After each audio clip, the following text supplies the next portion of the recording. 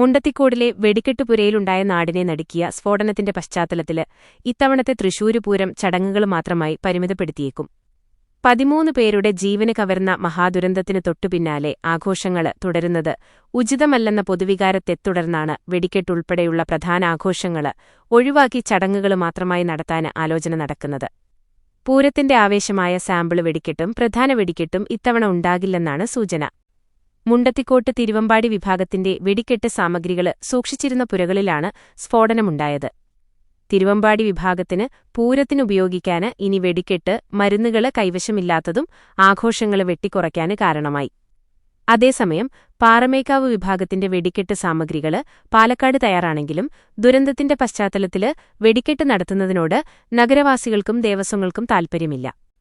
പൂരത്തിന്റെ സുഗമമായ നടത്തിപ്പിനെക്കുറിച്ച് ചർച്ച ചെയ്യാന് തിരുവമ്പാടി പാറമേക്കാവ് ദേവസ്വങ്ങള് ഇന്ന് നിർണായക യോഗം ചേരും. ദുരന്തത്തില് മരിച്ചവരോടുള്ള ആദരസൂചകമായി ആനയെഴുന്നള്ളിപ്പും മേളങ്ങളും പരിമിതപ്പെടുത്തി ആചാരപരമായ ചടങ്ങുകൾക്ക് മാത്രം മുൻഗണന നൽകാനാണ് നിലവിലെ തീരുമാനം. 21 ലക്ഷത്തോളം സന്തുഷ്ടരായ ഉപഭോക്താക്കളും 2 ലക്ഷത്തോളം തിമിര ശസ്ത്രക്രിയകളും പൂർത്തിയാക്കിയ മലബാറിലെ ഏക കണ്ണാശുപത്രി Al Salama eye hospital, hospital road, Perinthalmanna. ദേശക്കാരുടെ വികാരവും സുരക്ഷാ മാനദണ്ഡങ്ങളും പരിഗണിച്ചാകും അന്തിമ പ്രഖ്യാപനം ഉണ്ടാവുക. വെടിപ്പുരയ്ക്ക് ഫയർ സേഫ്റ്റി ലൈസൻസ് ഇല്ലെന്ന റിപ്പോർട്ടുകള് പുറത്തുവന്നതോടെ പൂരത്തിന്റെ വെടിക്കെട്ടിന് അനുമതി നൽകുന്ന കാര്യത്തില് സർക്കാരും കർശന നിലപാടിലാണ്. ജില്ലാ ഭരണകൂടവും പോലീസും വെടിക്കെട്ടിന് നിയന്ത്രണങ്ങള് ഏർപ്പെടുത്തിയിട്ടുണ്ട്. സ്ഫോടനത്തെക്കുറിച്ച് RDO തല അന്വേഷണം പ്രഖ്യാപിച്ച സാഹചര്യത്തില് ഇനിയൊരു അപകടത്തിന് വഴിമരുന്നിടാന് അധികൃതര് തയ്യാറല്ല. അപകടത്തില് പരിക്കേറ്റ 23 പേര് ഇപ്പോഴും തൃശൂര് മെഡിക്കല് കോളേജില് ചികിത്സയിലാണ്. ഇതില് പലരുടെയും നില അതീവ ഗുരുതരമായി തുടരുന്നത് നഗരത്തെ ഒന്നടങ്കം ദുഃഖത്തിലാഴ്ത്തിയിരിക്കുകയാണ്. മരിച്ചവരുടെ കുടുംബങ്ങൾക്ക് കേന്ദ്ര സംസ്ഥാന സർക്കാരുകള് ധനസഹായം പ്രഖ്യാപിച്ചിട്ടുണ്ട്. ഈ സാഹചര്യത്തില് പൂരനഗരിയില് ആഘോഷത്തിന്റെ ആരവം ഉയരുന്നത് ഒഴിവാക്കണമെന്ന് ഭൂരിഭാഗം വിശ്വാസികളും ആവശ്യപ്പെടുന്നു.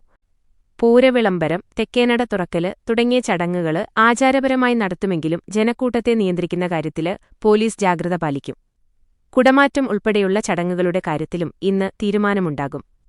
ആഘോഷങ്ങൾക്കായി മാറ്റിയിരുന്ന തുക ദുരന്തബാധിതരെ സഹായിക്കാനായി ഉപയോഗിക്കണമെന്ന നിർദ്ദേശവും ഉയർന്നുവന്നിട്ടുണ്ട്.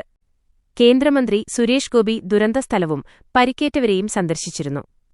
തൃശൂര് ജനതയുടെ വേദനയില് പങ്കുചേരുന്നതായും ആഘോഷങ്ങളെക്കാള് ഇപ്പോൾ പ്രാധാന്യം ജനങ്ങളുടെ സുരക്ഷയ്ക്കും ദുരന്തബാധിതരുടെ പുനരധിവാസത്തിനുമാണെന്നും അദ്ദേഹം വ്യക്തമാക്കി.